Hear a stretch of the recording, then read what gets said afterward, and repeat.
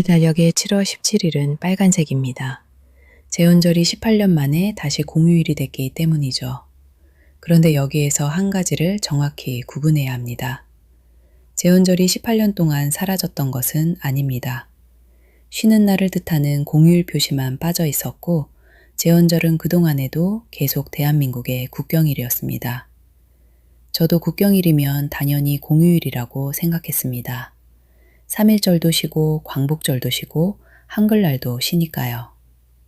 그런데 자료를 찾아보니 국경일과 공휴일은 처음부터 같은 뜻의 단어가 아니었습니다. 오늘은 제헌절을 통해 그 차이를 아주 쉽게 알아보겠습니다. 우리는 달력을 볼 때 날짜의 의미보다 색을 먼저 봅니다. 빨간색이면 쉬는 날, 검은색이면 평일이라고 생각하죠. 그래서 제헌절이 공휴일에서 빠져있던 동안에는 제헌절 자체가 중요하지 않은 날이 된 것처럼 느껴지기도 했습니다. 하지만 국경일은 나라가 어떤 역사와 가치를 공식적으로 기념할 것인지 정한 날입니다. 우리나라의 국경일은 3.1절, 제헌절, 광복절, 개천절, 한글날입니다. 반면 공휴일은 사회가 어느 날을 쉬는 날로 운영할지 정한 제도입니다. 관공서와 학교, 직장 일정이 같은 달력에 맞춰 움직일 수 있도록 만드는 생활의 기준에 가깝습니다. 아주 짧게 말하면 국경일은 기억과 기념의 문제이고 공휴일은 휴일 운영의 문제입니다. 두 목록이 많이 겹쳐서 같은 말처럼 보였을 뿐이죠. 어린이날은 공휴일이지만 국경일은 아니고 제헌절은 오랫동안 국경일이면서 공휴일은 아니었습니다. 제헌절은 1949년에 국경일과 공휴일로 지정됐습니다. 그러다 주 5일제 도입과 전체 휴일 조정 과정에서 2008년부터 공휴일 목록에서는 빠졌습니다. 이때 없어진 것은 제헌절이라는 기념일이 아니라 그날을 쉬는 날로 운영하는 지위였습니다. 그래서 제헌절이 18년 만에 돌아왔다 보다 제헌절이 공휴일로 돌아왔다가 더 정확한 표현입니다. 제헌절을 설명할 때 또 하나 자주 빠지는 부분이 있습니다. 제헌 헌법안은 1948년 7월 12일 국회를 통과했습니다. 그런데 제헌절은 7월 17일입니다. 닷새의 차이는 의결과 공포라는 두 단계에서 생겼습니다. 의결은 국회가 논의와 표결을 거쳐 최종안을 결정한 단계입니다. 공포는 결정된 법을 국가가 국민에게 공식적으로 알리는 절차입니다. 가족회의에서 여행 날짜를 정한 것이 의결이라면 최종 일정표를 가족 모두에게 보내고 그 일정대로 준비를 시작하게 하는 것이 공포에 조금 더 가깝습니다. 제헌 헌법안은 7월 12일 의결됐고 닷새 뒤인 7월 17일 공포되어 시행됐습니다. 제헌절은 나라의 가장 기본적인 규칙이 국민 앞에 공식적으로 나온 날짜를 기념합니다. 국가기록원은 7월 17일을 정한 배경으로 조선 왕조 건국 일과의 역사적 연속성을 고려했다고 전합니다. 다만 공식 자료도 이것을 단 하나의 절대적인 이유로 단정하지는 않습니다. 그래서 오늘은 그런 역사적 배경이 설명되고 있다는 범위까지만 말하겠습니다. 그렇다면 78년 전 공포된 헌법이 지금의 우리와 무슨 관계가 있을까요? 헌법은 법을 공부하는 사람들만 보는 오래된 문서가 아닙니다. 나라를 운영하는 가장 기본적인 규칙이고 국민뿐 아니라 국가 권력도 따라야 하는 약속입니다. 우리는 법을 생각할 때 사람이 무엇을 하면 안 되는지부터 떠올립니다. 하지만 헌법은 국가가 국민에게 무엇이든 마음대로 할 수 없도록 권한과 절차의 한계를 정합니다.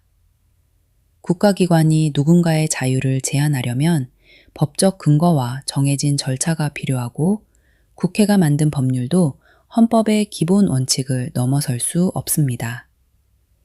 그래서 헌법은 국가의 힘을 만들어주는 문서인 동시에 그 힘이 넘지 말아야 할 선을 정하는 문서입니다. 국민에게 명령하는 가장 강한 법이라기보다 큰 권력을 가진 국가도 공개된 규칙 아래에 있어야 한다는 약속이라고 생각하면 조금 더 가깝게 느껴집니다.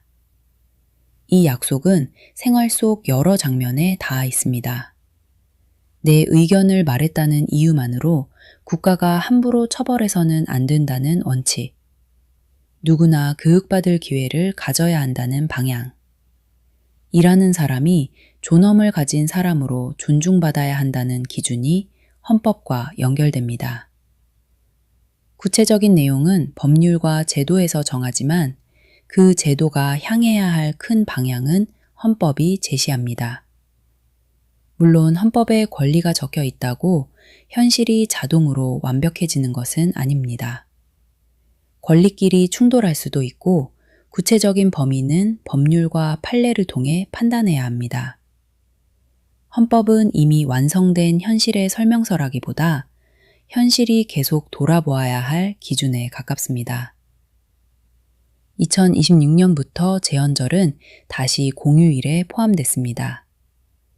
정부가 밝힌 개정 취지는 헌법 정신에 대한 국민의식을 높이고 국민 주권과 헌법의 가치를 다시 생각할 공식적인 계기를 만들자는 것이었습니다. 이로써 5 국경일이 모두 공휴일이 됐습니다. 다만 공휴일이라고 해서 모든 사람이 똑같이 쉬는 것은 아닙니다.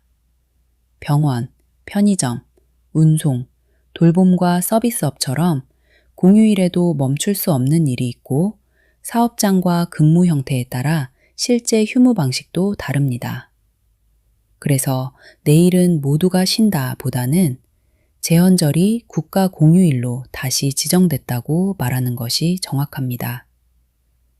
저는 편의점에서 방송을 하며 빨간 날에도 일하는 분들을 자주 봅니다.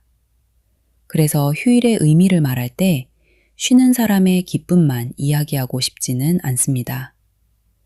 사회가 한 날의 의미를 공식적으로 기억하는 것과 그날 실제로 일하는 사람의 조건을 함께 보는 태도도 생활 교양의 일부라고 생각합니다. 오늘의 내용을 3문장으로 정리해 보겠습니다. 첫째, 제헌절은 공휴일이 아니었던 기간에도 계속 국경일이었습니다. 둘째, 헌법안은 7월 12일 의결됐고 7월 17일 공포됐습니다. 셋째, 헌법은 국민에게만 의무를 주는 문서가 아니라 국가의 힘도 규칙과 절차를 따라야 한다고 정한 약속입니다. 내일 달력의 빨간색을 보실 때 하루의 휴식만 떠올려도 괜찮습니다.